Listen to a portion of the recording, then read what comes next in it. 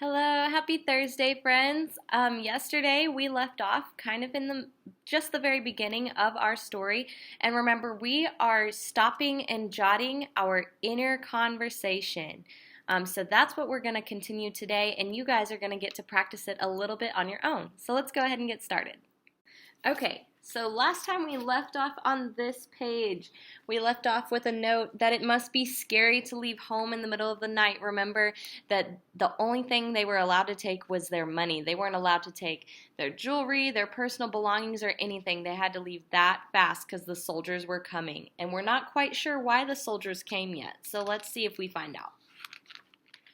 Be sure while we are reading that you are still filling in those 6 squares because those need to be filled in by the time you get to the end of this assignment so you can upload it on Google Classroom. The fishing boat was small and there were many people. More kept coming and more. We chugged heavily from harbor to open ocean. Can we see America yet, Papa? All the time, my sister asked questions. Not yet, my father said. Now, I can make a connection here because my little sister used to always ask questions. It seemed like no matter what we were going through, there was always a question. So I'm going to use my sticky note, and I'm going to use the letter C kind of as just a signal to let myself know I made a connection here. I'm going to write, my sister asked a lot of questions too when we were little. And I'll just stick it here to track our thinking. We were an hour from shore when the motor stopped. The men crowded the engines. A part is broken that cannot be fixed, my father told my mother, and her face twisted the way it did when she closed the door of our home for the last time. The women made a sail by knotting clothes together, and when they pulled it high, I saw my father's Sunday shirt blowing in the wind, but the sail carried us back towards our own shore, and men shot at us from the cliffs. So that's got to be so scary. I'm going to stop right there. I know we haven't finished the page, but I've got lots of inner conversation going on in my head right now, so I just have to stop and jot down a quick note so I can focus on the rest of the story.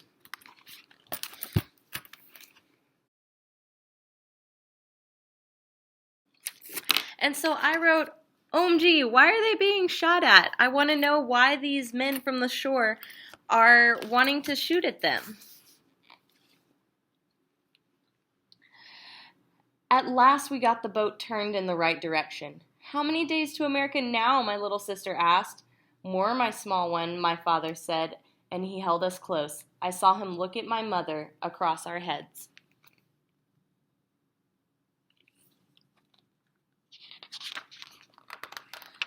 Day followed night, and night followed day. Our food and water ran out, and many people were sick. Wow, that's got to be really scary to be out in the middle of an ocean where you run out of food and water, so I'm going to write that down. So I just wrote, wow, that's scary. What are they going to do without food and water now? And I'm going to put it right there to track my thinking.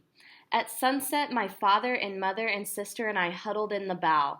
Then my father sang as he sang at home, sleep and dream, tomorrow comes and we shall be free. That was the only time I was not afraid.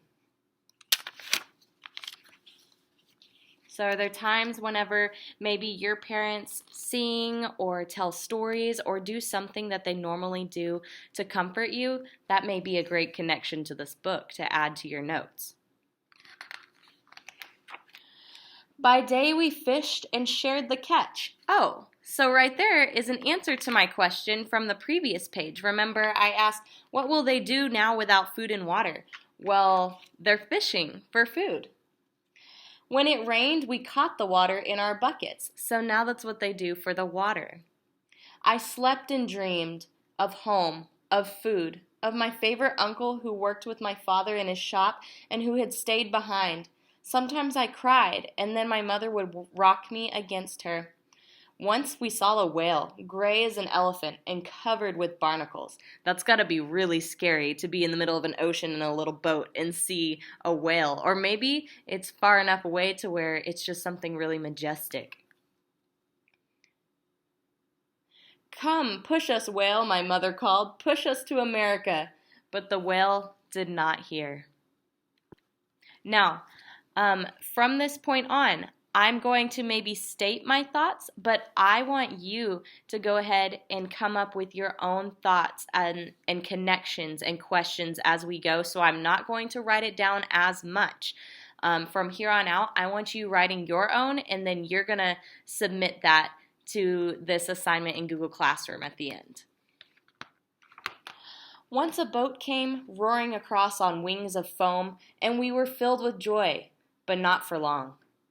"Thieves!"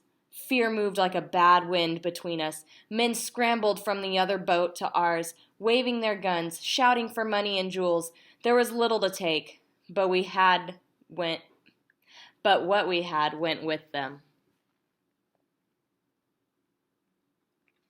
How might these characters be feeling?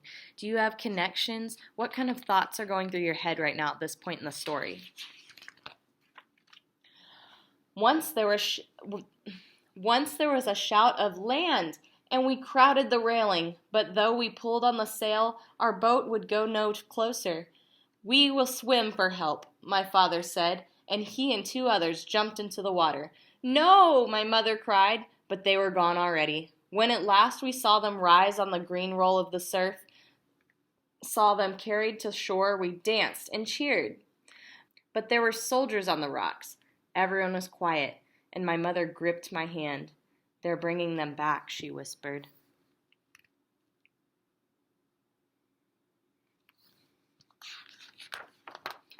Three soldiers with rifles came too, in the small boat.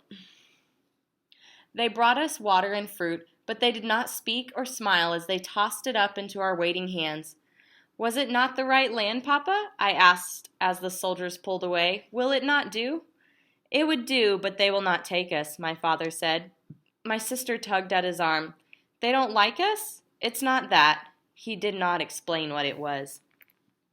I wonder why. Wonder why these soldiers wouldn't take these people. Our family got 2 papayas and 3 lemons and a coconut with milk that tasted like flowers. I bet it tasted good after a few days of just eating fish every single day for every meal, too. The sea was rough that night, and my father's song lost itself in the wind. I said the words as the stars dipped and turned above our heads. Tomorrow comes, and we shall be free."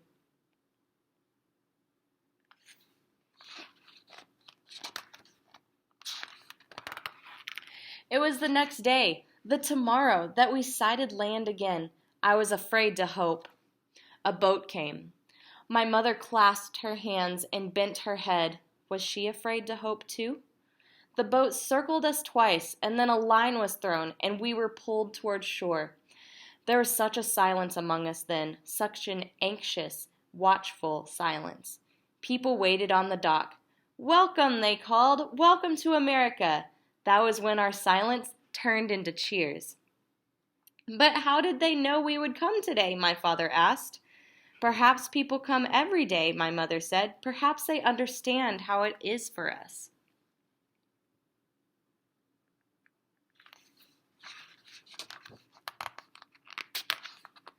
So, compared to the beginning of the story, how might they be feeling now? If you need more notes, go ahead and jot that down. There was a shed, warm from the sun on its tin roof. There were tables covered with food. Though the benches were crowded, there was room for all of us. "Do you know what day this is?" a woman asked me. She passed me a dinner plate. "It's the Coming to America Day," I said. She smiled. "Yes, and it is special for another reason, too. Today is Thanksgiving." So that kind of answers our question on the front of our cover. Whenever we asked, why is it a Thanksgiving story? They happen to land in America on Thanksgiving Day. "What's that?" My little sister was shy, but not too shy to ask her questions. Long ago, unhappy people came here to start new lives, the woman said. They celebrated by giving thanks. My father nodded. That is the only true way to celebrate.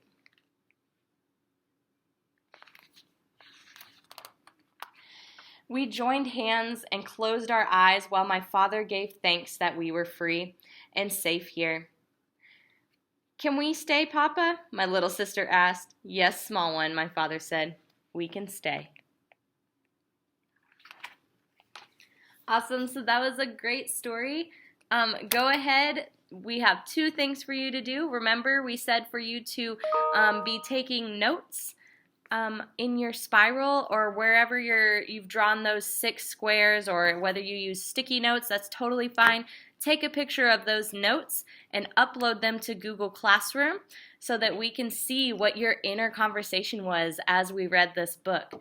Second thing, there's a question or 2 below this video that you need to answer.